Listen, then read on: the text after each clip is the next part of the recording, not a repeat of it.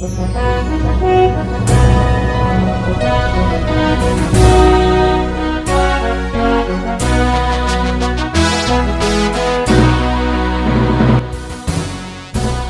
bagi saudara sekalian, marilah kita siapkan hati dan pikiran kita untuk menyambut firman Tuhan.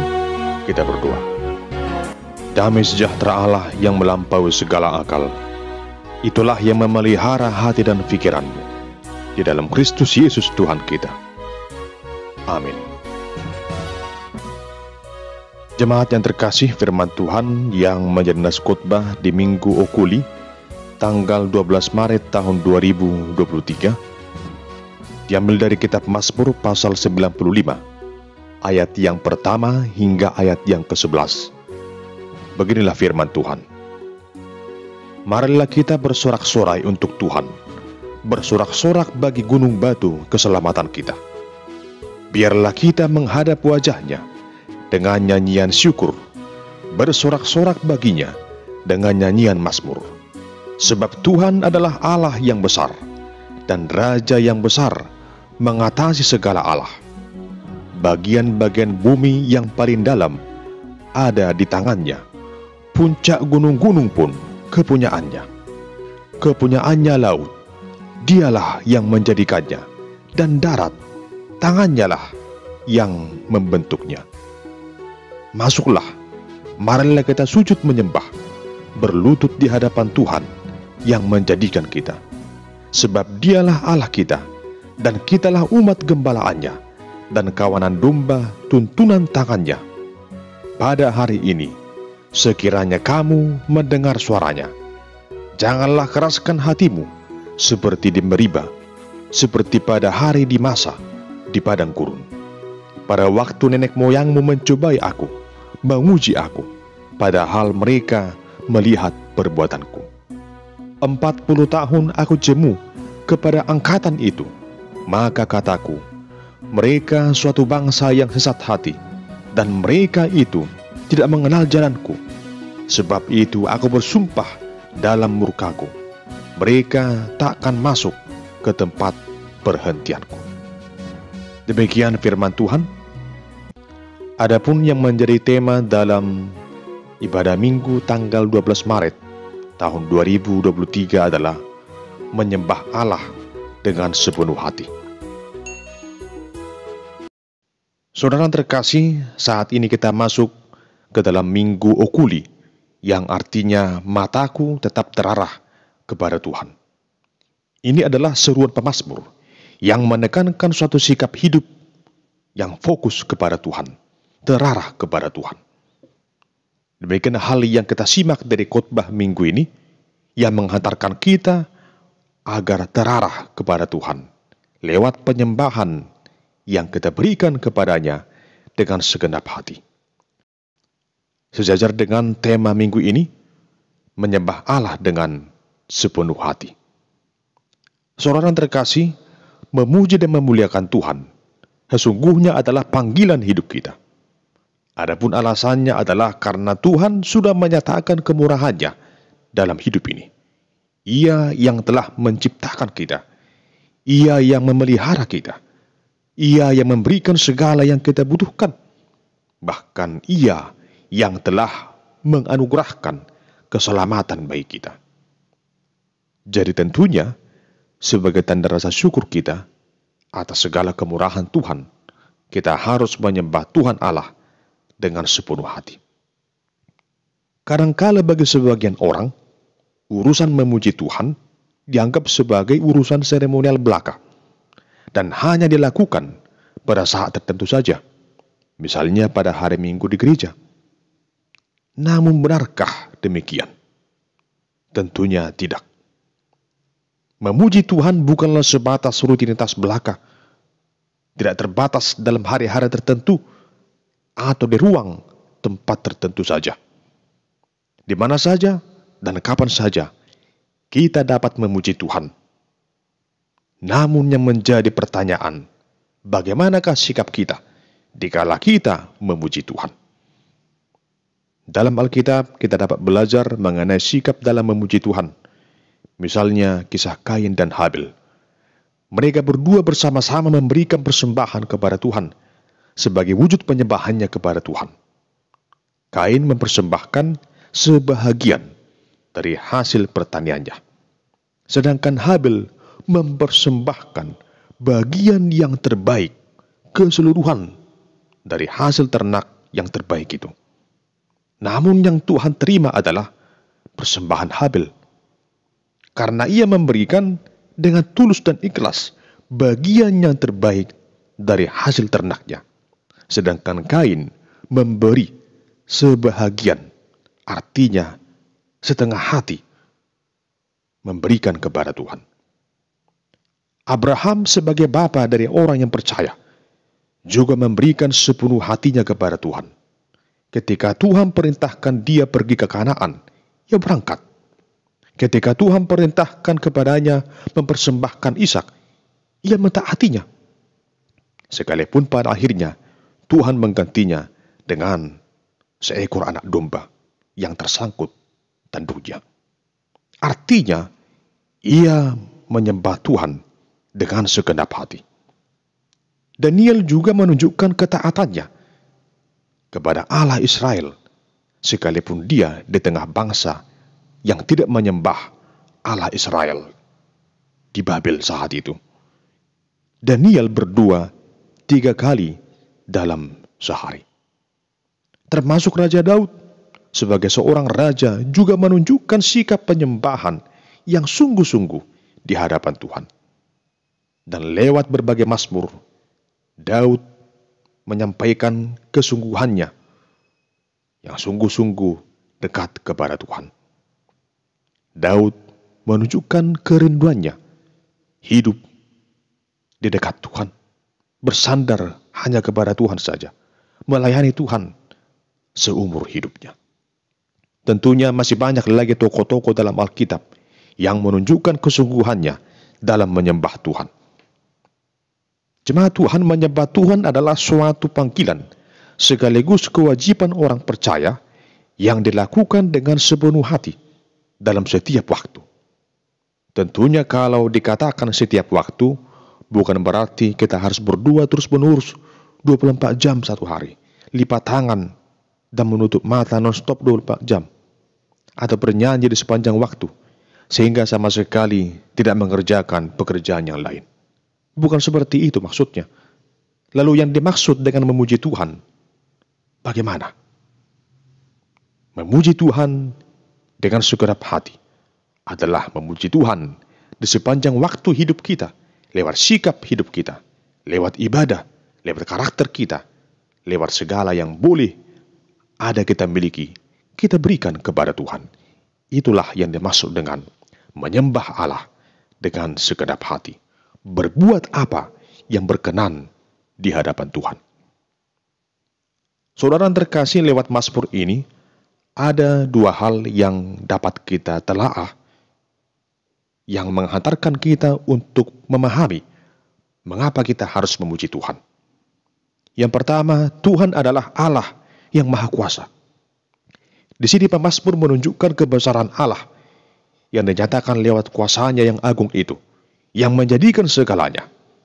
Dia adalah Raja di atas segala raja, Allah yang mengatasi segala Allah, sehingga tidak ada Allah selain daripada Allah Israel. Bukan hanya itu saja, namun semua makhluk bertekuk lutut di hadapannya, sebab dialah Sang Pencipta alam semesta ini. Dia juga adalah Allah yang mempunyai segalanya. Adapun langit dan bumi dan segala isinya dijadikan oleh Allah.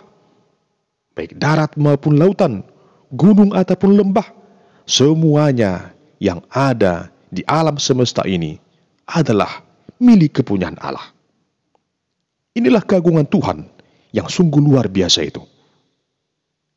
Saudara terkasih, dari apa yang disampaikan oleh pemazmur di sini, kita dapat semakin mengenal Allah Israel, Allah Sang Pencipta alam semesta ini, sebagai Allah yang Maha Kuasa.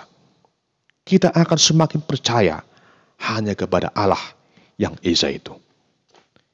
Yang kedua, Tuhan adalah gembala kita, dan kita adalah umat gembalaannya. Jemaat Tuhan, Daud menganalogikan kepedulian dan pemeliharaan Allah ibarat seorang gembala yang menjaga domba-dombanya. Tuhan gembala yang baik itu menghantarkan umat kepunyaannya itu ke padang yang berumput hijau. Tuhan sebagai gembala yang baik itu selalu menjaga domba-dombanya dengan baik supaya tidak berkekurangan, jauh dari mara bahaya. Gada dan tongkatnya, itulah yang melindungi domba-domba gembalaannya itu. Demikianlah halnya dengan kita yang mengenal bahwa Tuhan Yesus adalah gembala agung kita, yang selalu menjaga, memelihara kehidupan kita, para umat gembalaannya yang percaya kepadanya. Saudara yang terkasih, dari kedua hal itu tentunya kita sudah mengetahui betapa agung dan berkuasanya Tuhan Allah, dan sungguh sangat layak untuk kita puji. Maka untuk itu kita juga harus melakukan apa yang dikatakan pemazmur di sini. Jangan mengeraskan hatimu jika pada saat ini engkau mendengarkan suara Tuhan.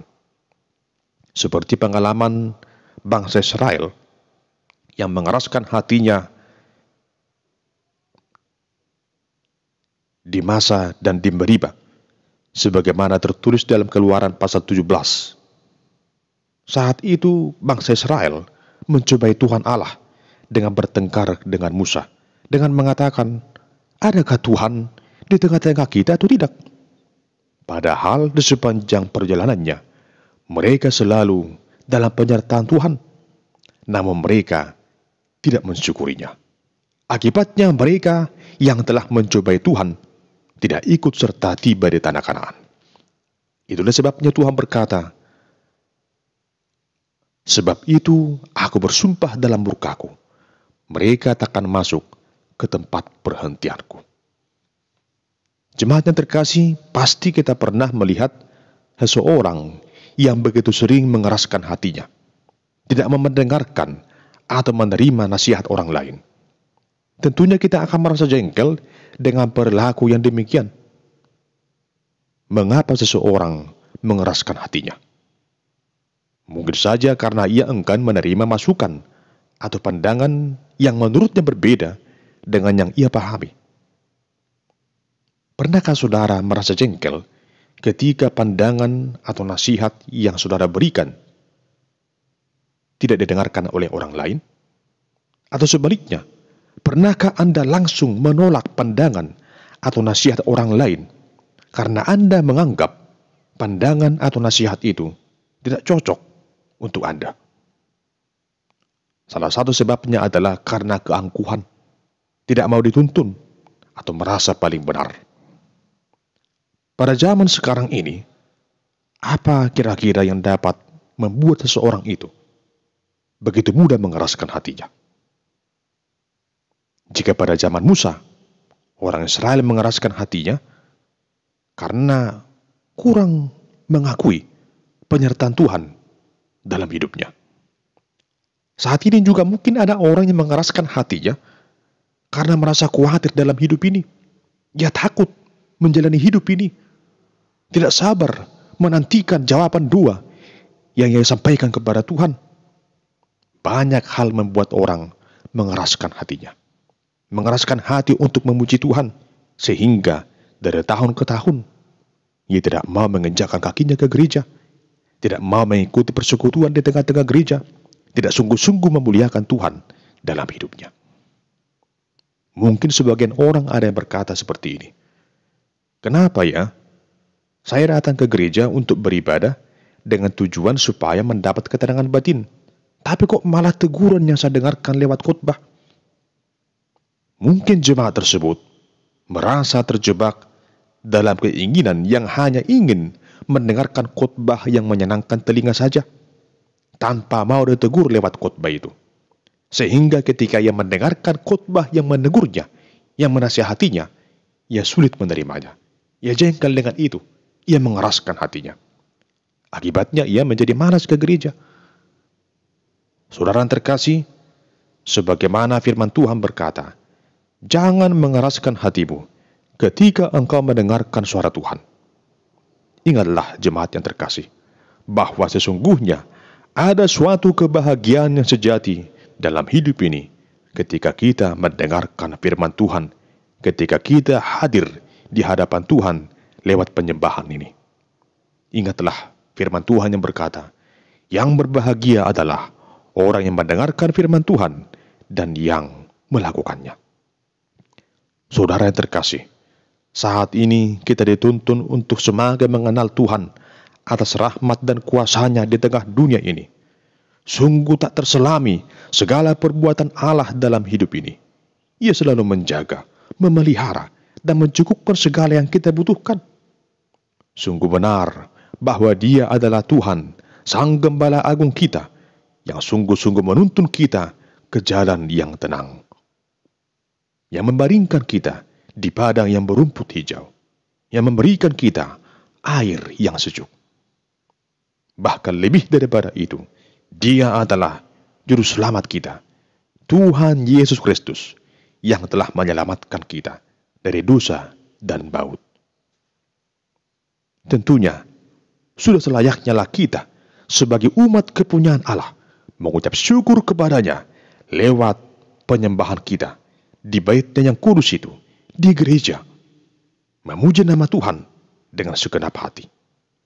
Saudara terkasih, mari menyembah Tuhan dengan segenap hati, dalam roh dan kebenaran, sebagaimana dikatakan Tuhan Yesus dalam Yohanes 4 ayat 24. Allah itu roh, dan barang siapa menyembah Dia, harus menyembahnya dalam roh dan kebenaran. Ingatlah bahwa hal yang paling utama dalam pujian dan penyembahan adalah untuk menyenangkan Tuhan. Dengan pujian penyembahan itu, kita mengundang hadirat Allah yang penuh dengan kuasa untuk melawat hidup kita, memulihkan hidup kita, dan mengubahkan hidup kita. Bila kita memuji memuliakan Tuhan dengan segenap hati, kita akan mengalami perjumpaan secara pribadi dengan Tuhan. Dan pastinya, perjumpaan itu akan membawa pembaharuan dalam hidup kita. Berbahagialah ketika kita Tuhan layakkan memuji nama-Nya dengan segenap hati, jiwa, dan pikiran kita. Saudara terkasih, seperti pemazmur, marilah kita bersorak-sorai untuk Tuhan, gunung batu keselamatan kita. Datanglah menghadap wajah-Nya, nyanyikanlah syukur bagi Tuhan Allah yang kudus dengan segenap hatimu. Amin. Kita berdoa. Ya Tuhan Allah yang Maha Kuasa, kami bersyukur buat kesempatan yang Kau berikan bagi kami di tengah dunia ini untuk memuji, memuliakan nama Tuhan dengan segenap hati kami. Tuntun kami Tuhan dalam roh-Mu yang kudus itu untuk bersorak-sorai, memuliakan nama Tuhan, gunung batu keselamatan kami, Sang Juru Selamat dalam Kristus Yesus, Tuhan penebus kami. Bagimulah pujian, hormat, kemuliaan, kekal sampai selamanya. Amin.